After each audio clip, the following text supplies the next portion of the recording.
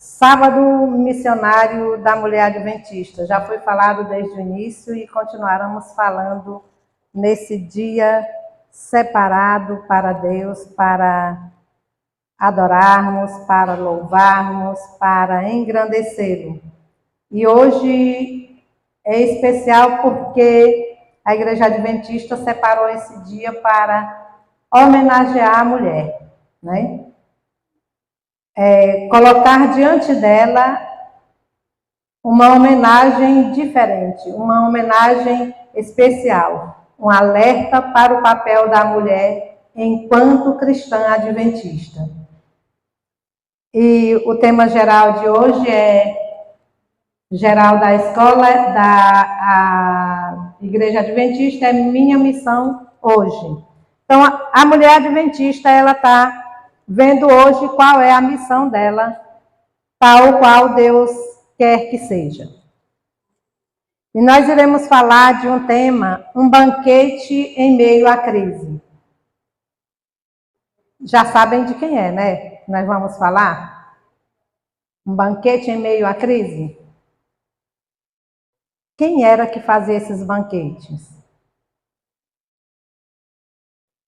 Arrisca? Então tá.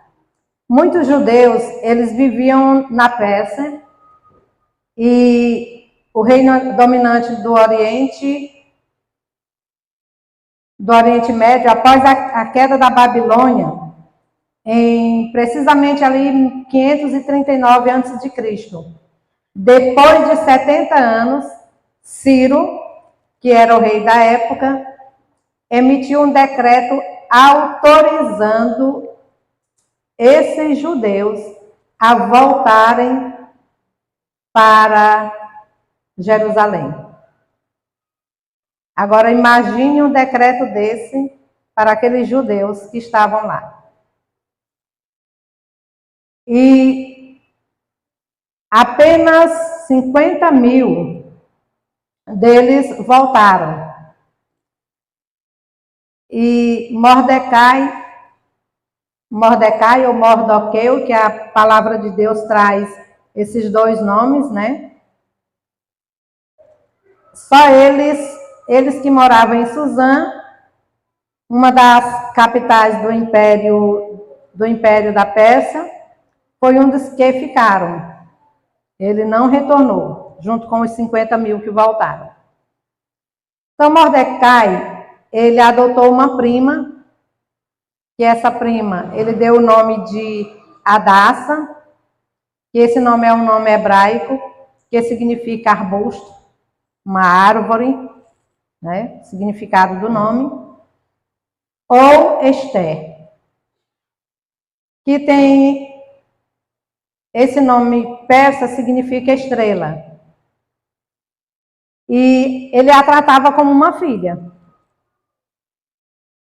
E no momento que era de crise para o povo de Deus, naquele momento, a escolha do nome Esther pode ter ocorrido para esconder a linhagem que ela pertencia, porque ela era uma judia. Então, esses dois nomes, com esse significado, escondia essa linhagem dela. Esther é um livro de banquetes. Cerca de 10 banquetes são mencionados no livro de Esther. O nosso olhar hoje será direcionado para o capítulo 4. Pode abrir em suas Bíblias, no capítulo 4 de Esther.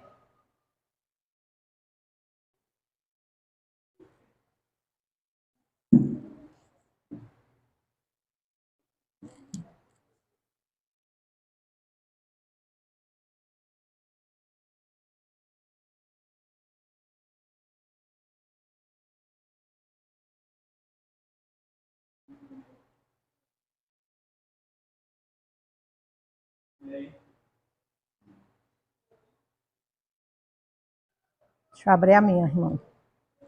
A minha está um pouquinho demorada.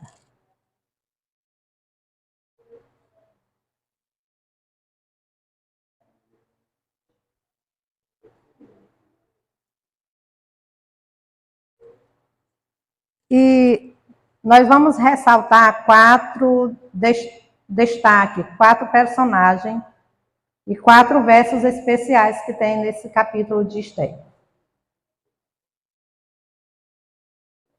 A consternação dos judeus. Quando Mardoqueu soube tudo quanto se havia passado, rasgou suas vestes e vestiu-se de saco e de cinza, e saiu pelo meio da cidade e clamou com grande e amargo clamor.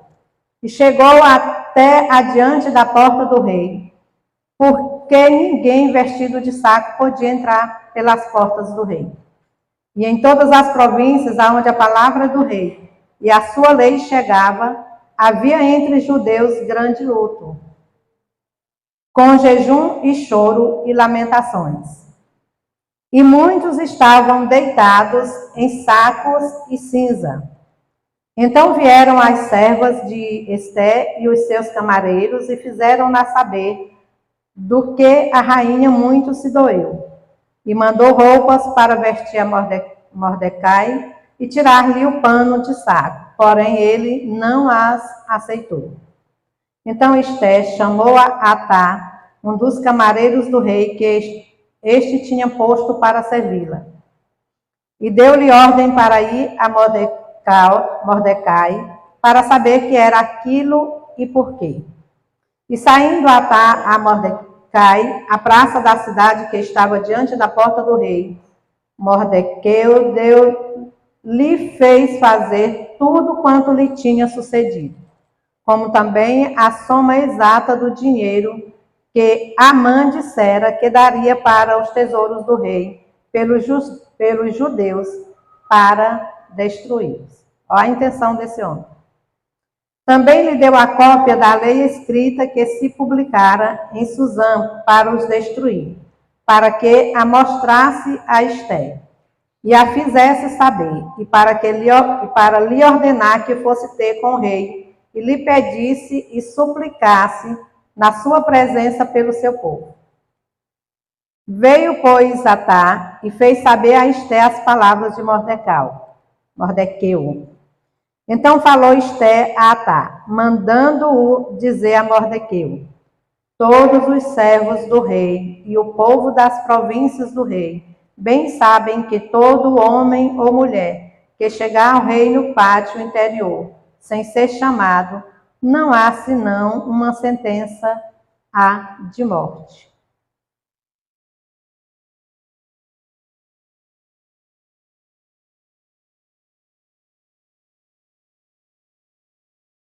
Me perdi.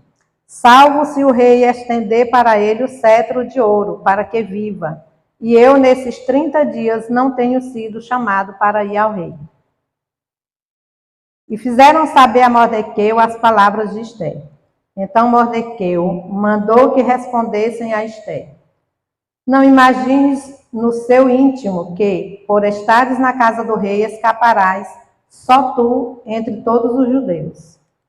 Porque se de todo te calares neste tempo, socorro e livramento de outra parte sairá para os judeus.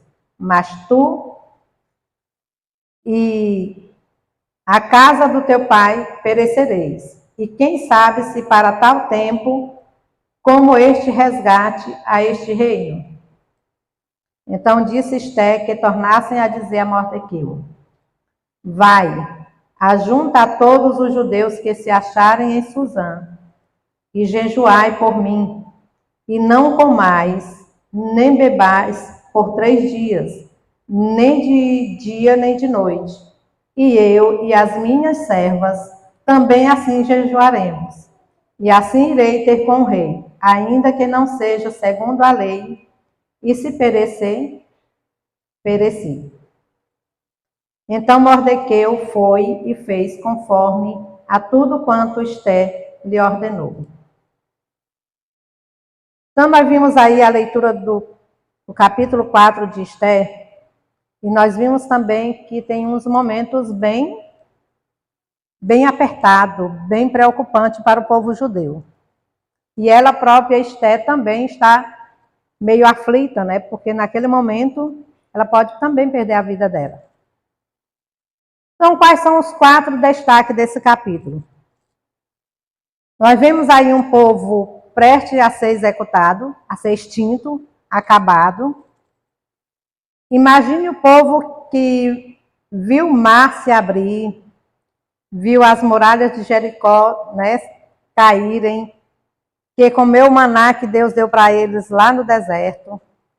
Um povo que foi liderado por Moisés e Josué e estando prestes a desaparecer. Era ou não era preocupante? Se nós lembrarmos aí um pouquinho atrás, na época da pandemia, quantas vezes o nosso coração não ficava angustiado quando nós saía naquela manchete, tantos mortos por dia, tantos mortos nessa semana. Era angustiante, e é porque muitos das nossas casas nem foi atingido. Agora imagine para esse povo que viu todos esses testemunhos, que viveram todos esses momentos ao lado do povo de Deus, e agora correram o risco de ser extinto. Um outro ponto, há também um problema aparentemente sem solução, que é a promulgação de um decreto de morte. Nós lemos em Esté, que está escrito lá em Esté 3:12. Os judeus acharam que estavam vivendo seus últimos dias. E o verso do capítulo 4 diz que houve um grande luto, ou seja, eles choravam a própria morte, numa espécie de velório antecipado, diria assim.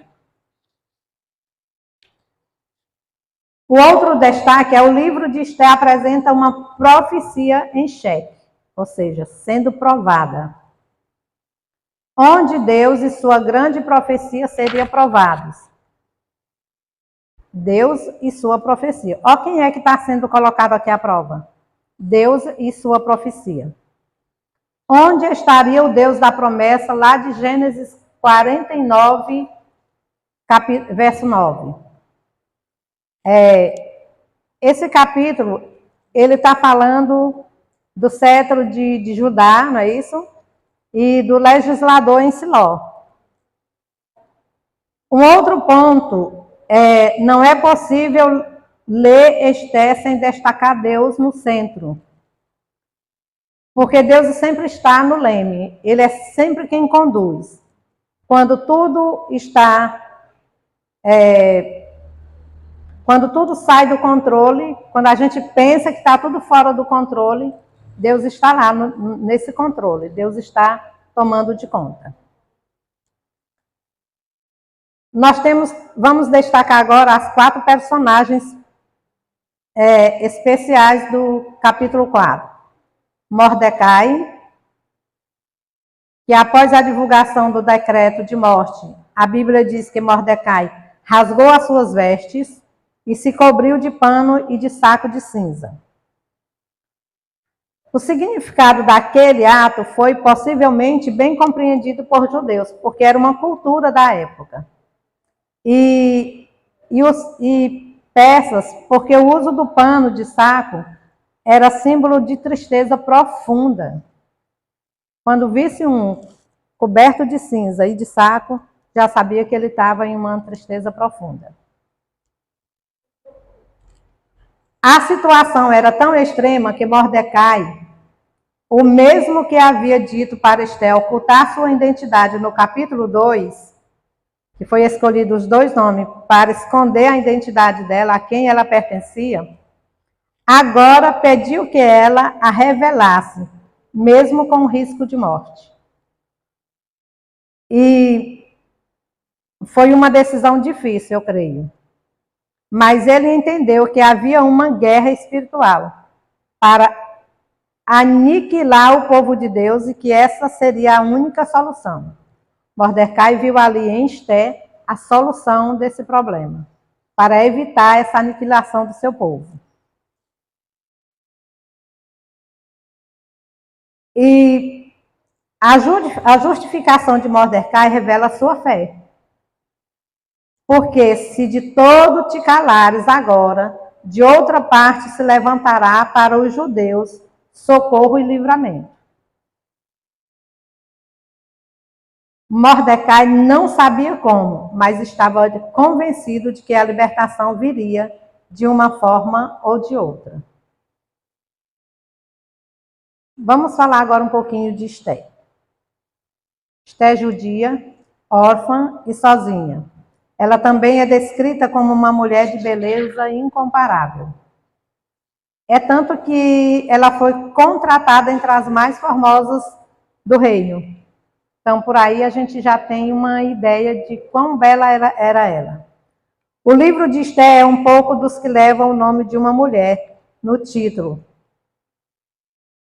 Será por quê que tem o nome dela no título do livro dela? Porque ela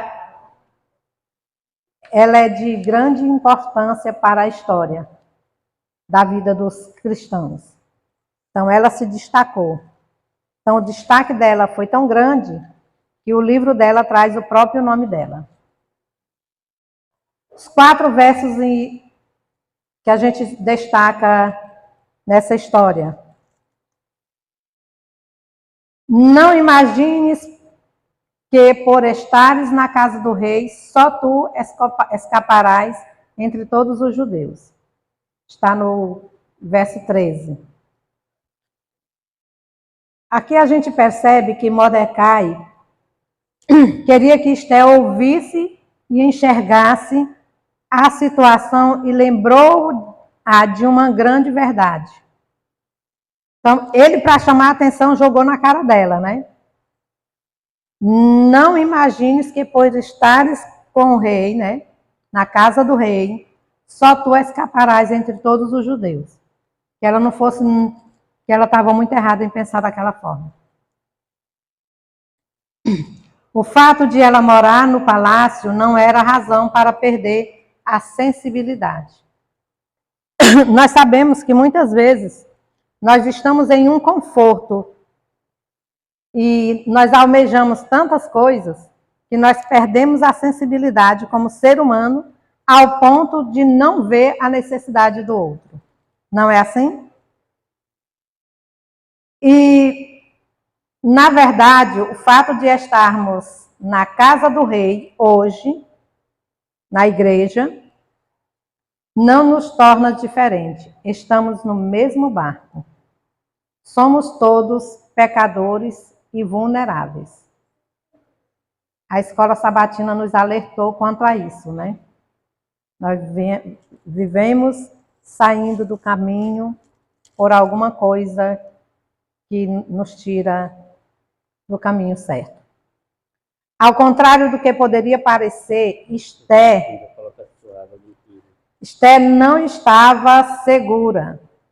A sua posição não a conhecia por alguns no palácio. Obrigada, irmão.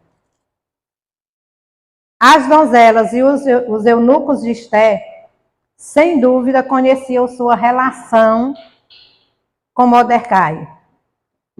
E possivelmente já sabiam da nacionalidade dela. Inicialmente, Esté teve medo, mas se revestiu da força e de coragem, pois era uma mulher de oração e intimidade com Deus. Um outro verso que a gente destaca, o verso 14. Porque se ele todo te calares, agora de outra parte se levantará para os judeus socorro e livramento. Forte isso, né?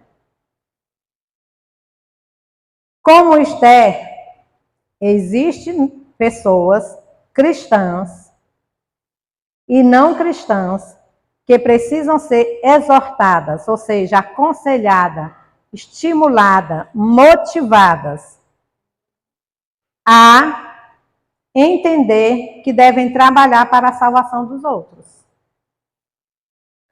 As circunstâncias daquele momento requeriam que Esté declarasse sua nacionalidade, intercedesse por seu povo.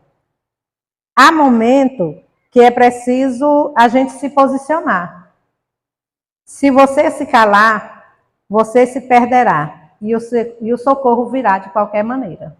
Porque Deus levanta outras pessoas para fazer o trabalho que você foi chamado para fazer Deus vai levantar outra pessoa, assim como ele vem fazendo ao longo da história bíblica, que ele levanta uma, duas, três, e vai levantando e vai desenvolvendo o trabalho de missão que ele quer. Havia muita coisa em jogo. Esther precisava de uma boa estratégia. Ela poderia ter solicitado uma audiência, mas visto que o rei não estava demonstrando sinais favoráveis a isso, a petição poderia ser recusada. E o que tornaria impossível uma segunda oportunidade. Então, já que porque ela conhecia bem o rei, e ela sabia do caráter volúvel que ele possuía. Então, ela pedia essa audiência para ele, ela já colocou fora, né? Você já se perguntou por que está onde está aqui hoje?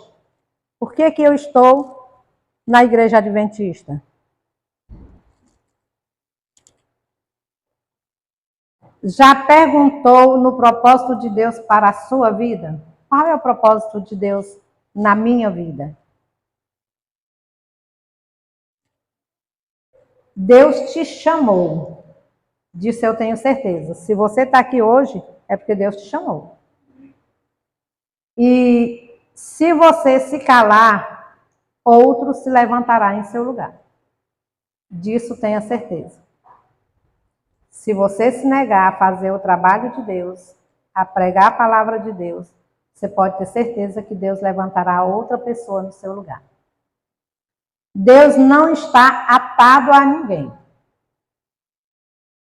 Toda árvore que não produz fruto é cortada. Isso está no livro de Mateus 7, verso 19. A história da igreja adventista, ela nos lembra que Deus chamou Hansen, Hansen era cunhado de Ellen White para ser um profeta e ele não quis, se recusou. Mas Deus não estava atado a Hansen. Ele também chamou Guilherme, que também negou o chamado para ser profeta. E os planos de Deus se concretizaram através da manifestação do ministério profético de Ellen White. Tá vendo? Só nesse períodozinho aí, você viu 2 se negando e Ellen White aceitando. E não impediu do trabalho de Deus ser feito. Não sejamos nós como esses homens que se negam ao chamado de Cristo. Saul, olha outro. Saul perdeu o reino para Davi. Eli foi substituído. Desculpem. Eli foi substituído por Samuel. Sansão trocou tudo por uma mulher. Judas perdeu o apostolado para Matias. Sem dúvida, Deus pode cumprir sua obra sem você. Mas ele preferiu lhe dar esse privilégio. Né? Deus nos deu esse privilégio. Ao mesmo tempo, quem abandona o chamado perde a bênção e uma experiência de fé. Se Esther recusasse sua missão, seu nome entraria para a história por rejeição, assim como a história desses outros. Seu nome entraria para a história da rejeição e Deus usaria outro para cumprir seu propósito. Com certeza. O outro verso, e quem sabe se para uma conjuntura como esta é que foste elevada a rainha. Os irmãos já estão dormindo com essa musiquinha, eles roncam. Ronca. Mordecai, ele ponderou com Esther. Quem era Esther para se tornar rainha? É muito estranho que no reino de tantas donzelas, perfeitas e perfumadas, o rei tivesse tido olhos para ela, não é? E considere que Deus lhe trouxe para este reino com um propósito. Você foi elevada a rainha, Esther. Para quê? Ninguém está onde está por acaso. Disso pode ter certeza.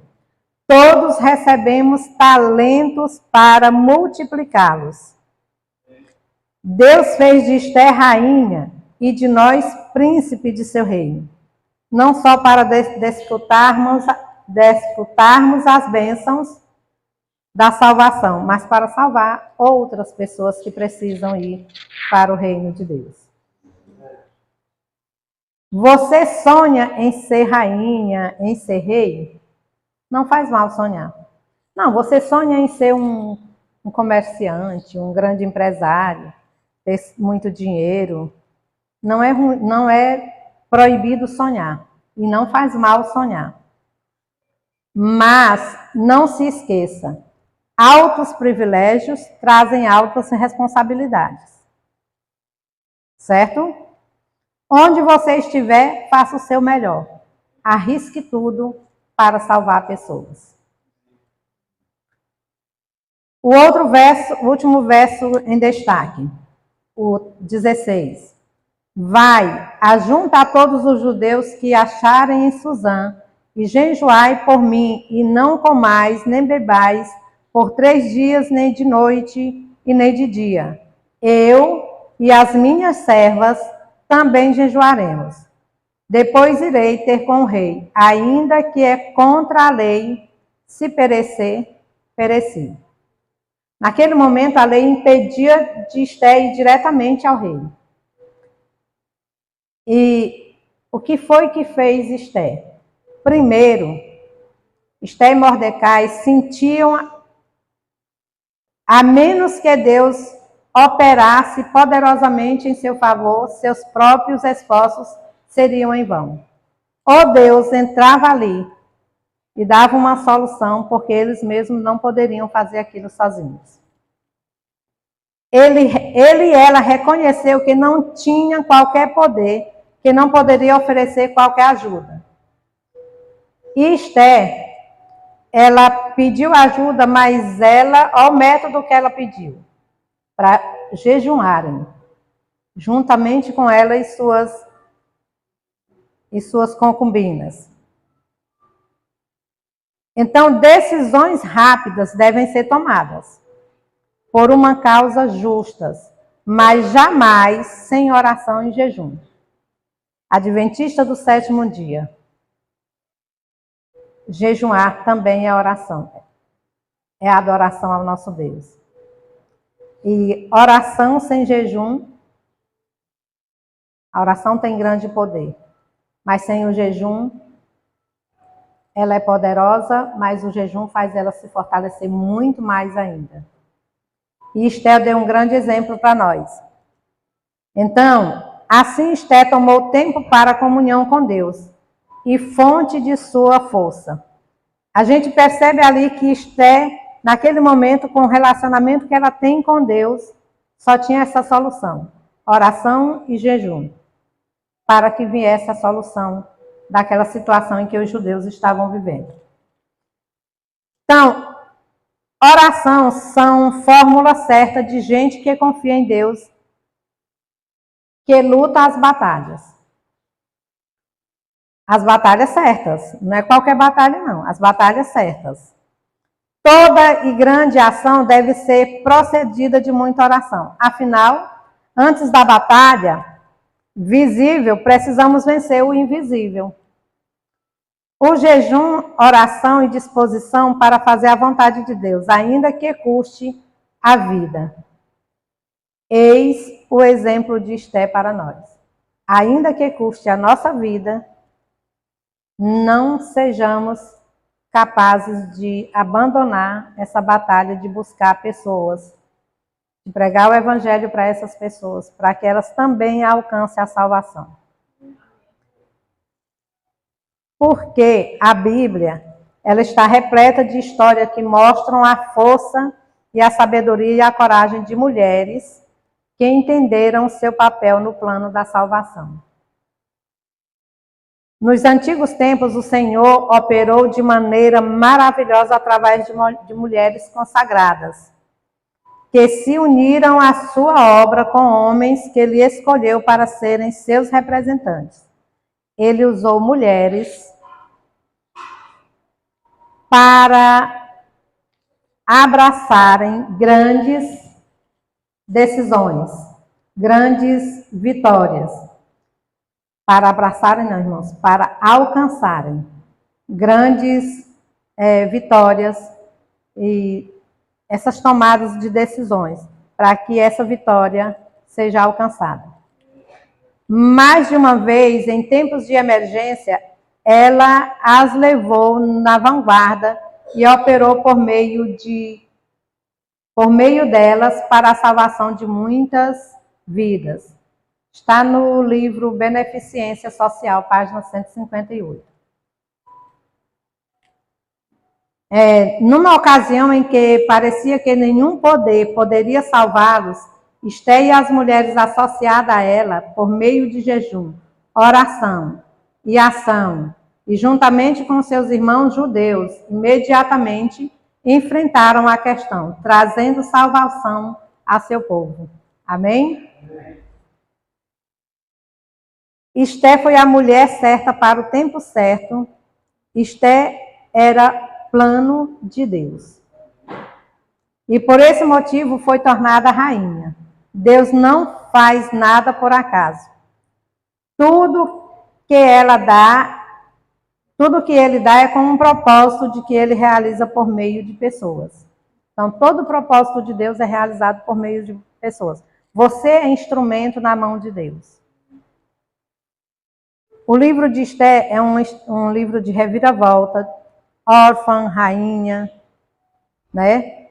E foram perseguidos e perseguidores, os judeus, nesse momento, de condenado à morte a ministro, que foi o Mordecai, do palácio à forca, que foi Amã, que nós sabemos que ele foi enforcado, e Deus tem transformado sua vida também? Né? Deus já fez alguma transformação em sua vida?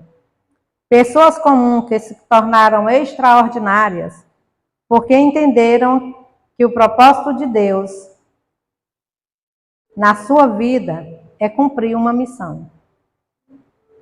E você já descobriu se está cumprindo sua missão? Você já sabe qual é a sua missão? Que tal estender a mão hoje para ajudar alguém? Que tal ser a pessoa certa, no lugar certo e no momento certo para levar a esperança? Faça a diferença e viva a missão. E esse foi o que nós aprendemos com Esther. Para que nós não abandonemos a nossa missão aqui. Porque se isso acontecer, Deus levantará outra pessoa no seu lugar. E isso pode acontecer e você nem perceber. Porque eu estou vindo à igreja para cumprir um protocolo. Hoje tem culto na quarta-feira, eu vou. No sábado tem estudo da escola sabatina e tem o culto divino, eu vou. Domingo eu também vou. Mas não foi só para isso que Deus te colocou aqui. O propósito teu dentro da igreja adventista é levar a palavra de Deus a outras pessoas. E se você não fizer isso, você pode perder a sua salvação, mesmo estando todos os dias aqui dentro da igreja.